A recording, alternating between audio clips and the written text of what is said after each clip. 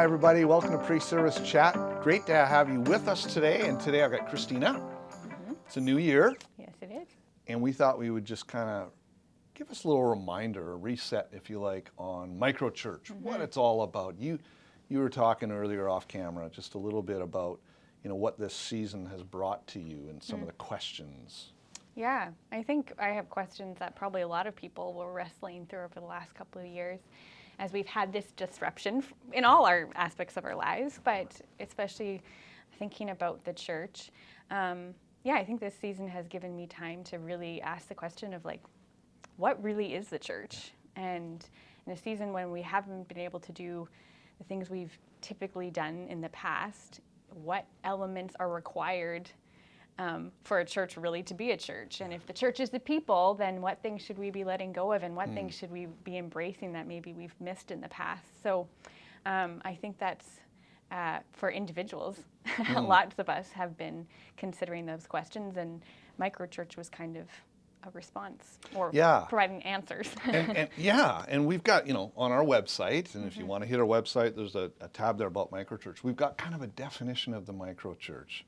And it says that SBC microchurches exist to bring the reality, beauty, and good news of the kingdom of God. We've been talking a lot about that recently, which is awesome. To our neighborhoods, to our social spaces, and homes in the greater Victoria area. That's kind of what a microchurch exists to do, to bring the kingdom of God. Yeah. Yeah. Not a life of isolation. Yes. But in community. Yeah.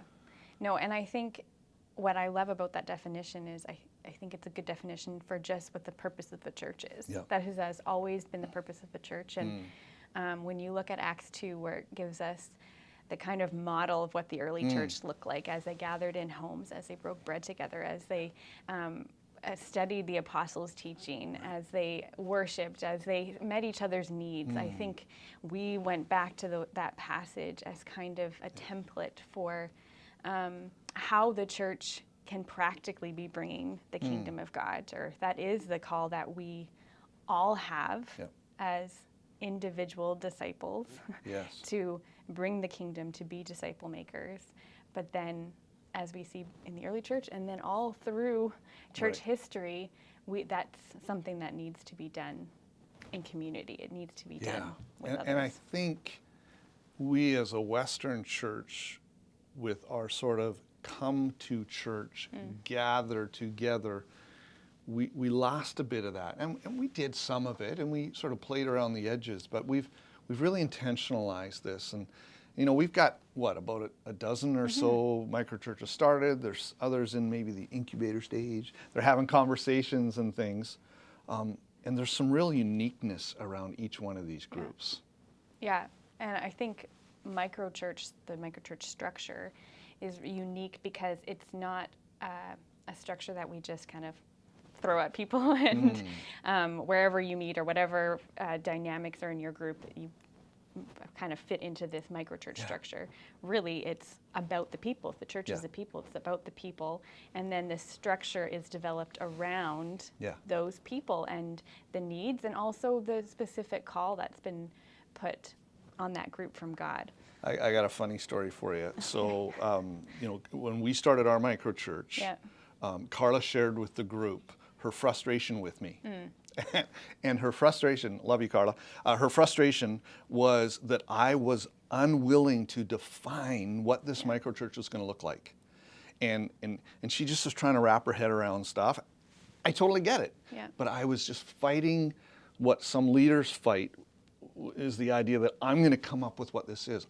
And I just no, I don't want to do that. Yeah. I want us as a group to lean into it, to pray together, to discover the uniqueness, the mission, the call, how we're going to live this out. Yeah. Yeah. And it is uncomfortable. Yep. There's so much safety in kind of the traditional church.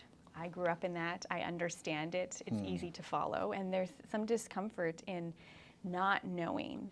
Yeah. But I think there's such value in that because it really brings us back to like, why are we doing what we're doing? What is the purpose behind it? What is our goal? What's our vision? And instead of doing things just because we've always done them, let's focus on that vision and figure out what needs to be put in place in order to accomplish that. So whether that's building, really true Christian community where we're brothers and sisters, where we're members of the body, we're each sharing our gifts, we're recognizing that we need everyone to share their gifts, or whether it's responding to the Great Commission to go out and make disciples, whether that's just seeing the needs around us and meeting it, like what are the things needed, what structures, what things need to be put in place in order to accomplish that.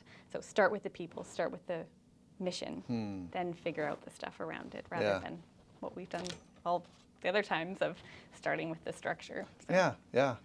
And we're seeing some cool stuff out of it. Some of the stories, and you'll be hearing those in the weeks and months to come as we're able to share some of the stories from those groups, some of the uniqueness around that. So obviously they could reach out to us, folks. You could reach out to us if you're interested in being a part of a microchurch. But you also had a kind of a cool thought around people who maybe already have a bit of community, but maybe they could go the next step.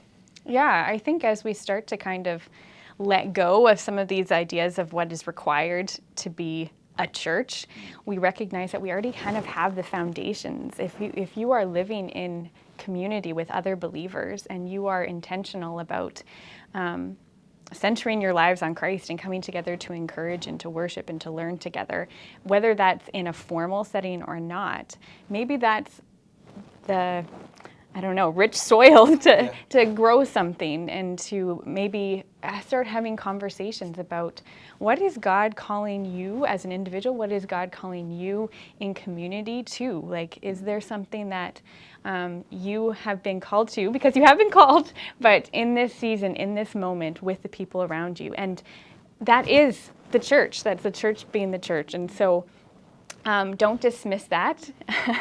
If that's something that God has already given you, then maybe dig a little further, start having conversations. And we're here for that as well. We want to inspire you. We want to equip you. We want to come alongside of you. What we've discovered early on with the micro churches we have and the leaders and stuff, that it's a little messy. It's a little tricky. And yet we believe it's what we need to be about. So we're going to keep fighting for it, and would love to journey with you. So again, hit the website, or they could email us. Email office@sandwichbaptist.org. Yeah, and we'll get back to you. Thanks for joining us today. Have a great day.